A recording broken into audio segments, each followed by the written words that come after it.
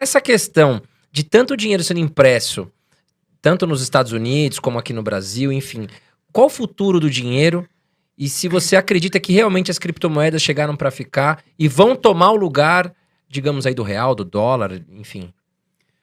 Bom, eu acho que o futuro, e isso a gente pode falar até pegando o passado do dinheiro, é essa continuação de uma inflação ao longo do tempo. Isso não é mistério para ninguém, a gente pega, entra no site do Banco Central, tá lá, público, bem às claras, na página principal. Meta de inflação, 3,75%. Para o ano que vem, 3,5%. E eles são muito bons em bater essa meta, né? Porque estamos em 10% agora, pegando IPCA, e para o ano que vem já se projeta uma inflação também, quase batendo no que eles chamam de teto da meta. Porque eles botam uma meta de 3,5% e só 1,5 ponto de tolerância para cima ou para baixo, ou seja, uma tolerância de quase 50%. E mesmo assim eles ultrapassam isso. Então não é mistério o que vai acontecer com o dinheiro, quando eu digo dinheiro, essa moeda fiduciária, né? Que é a moeda que o governo cria e ela não tem um lastro já há muito tempo, baseada apenas em confiança, né? Em fidúcia, que é a palavra para confiança em latim. Então isso vai continuar, é uma tendência. E aqui no Brasil mais forte do que em outras partes do mundo. O Plano Real, ele é um piscar de olhos que deu certo, um certo bem relativo, dentro de uma história monetária de absoluta destruição do dinheiro. Se a gente pega o dinheiro dos Estados Unidos, por exemplo, você vê lá nas notas, né, é presidente, é o Benjamin Franklin, né, caras que participaram do começo daquela república. Aqui as nossas notas são animais. Por que são animais no Plano Real?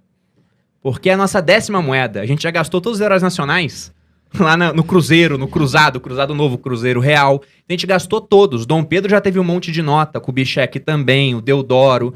Então, quando chegou no Real, o pessoal até brincava. Ó, já usamos tantos heróis nacionais que vai ter que ser animal agora. E acabou que foi mesmo. Então, o que eu vejo é, pensando em moeda fiduciária, a continuação da inflação. Porque há alguns motivos pelos quais os governos gostam muito de inflação. O primeiro deles é que a inflação, ela rouba do poupador para ajudar o endividado. E governos no mundo são os principais endividados hoje. Então você pega vários países desenvolvidos que devem 200% do PIB, é o caso do Japão, mais de 100%, o caso da Itália, dos Estados Unidos. Nos emergentes, a média é dever 60%, o Brasil está entre 80% e 90% do PIB. Então é muito endividado.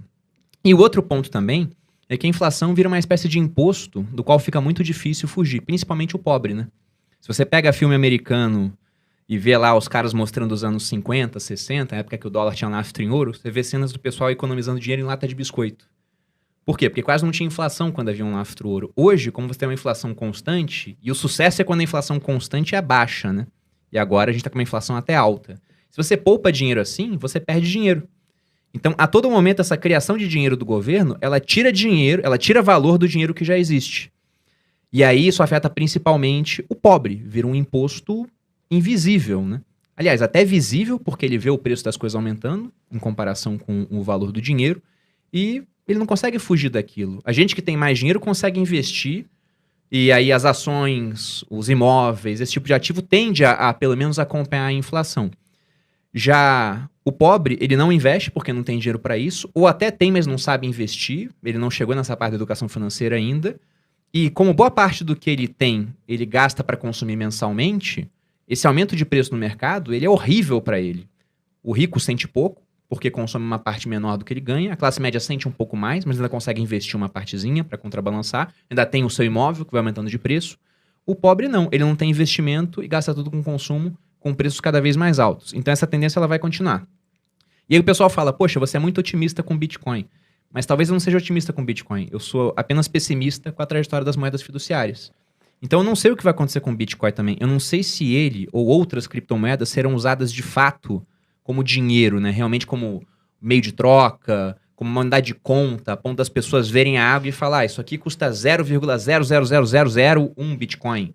Expressando realmente, ou fazendo contratos. Você pagando o teu roteirista, olha, eu vou te pagar 0,0005 bitcoins por ano. Que eu acho uma péssima ideia, né? Porque você fecha um contrato agora, o Bitcoin está num valor, depois de 2 anos está 10 vezes maior ali o valor. Ou pode estar muito menor também, o que vai ser ruim para ele. Eu não sei se isso vai acontecer. Na minha opinião, o uso que já está se delineando para o Bitcoin é como uma reserva de valor, que é uma das funções da moeda, mas é apenas uma de 3 funções. Então por que eu acho que essa função ela vai permanecer? Porque a todo momento a gente vê que seria muito útil as pessoas terem algum tipo de reserva que os governos não possam mexer.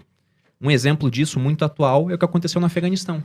A gente estava vendo esses dias um documentário no Netflix muito bom chamado Turning Point, que mostrou, né, de antes do 11 de setembro, a invasão dos soviéticos no Afeganistão, depois como é que acabou que os americanos deram dinheiro para grupos que depois se voltaram contra eles, foi o caso da Al-Qaeda.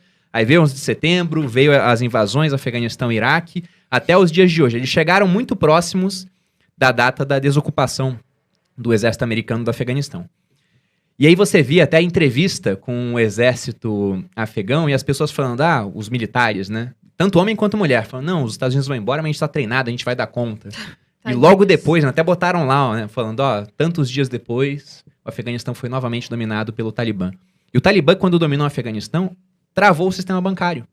Então, o cara que só tinha dinheiro no banco, por exemplo, ele ficou sem acesso nenhum a esses recursos. Se o cara tinha dinheiro na bolsa do Afeganistão, e talvez tivesse, que a economia lá estava crescendo nos últimos 20 anos, né, um ambiente muito mais estável, o dinheiro ficou travado. Agora, se o cara tivesse dinheiro em criptomoeda, no Bitcoin, por exemplo, ele poderia pegar esse dinheiro e recomeçar a vida em outro canto.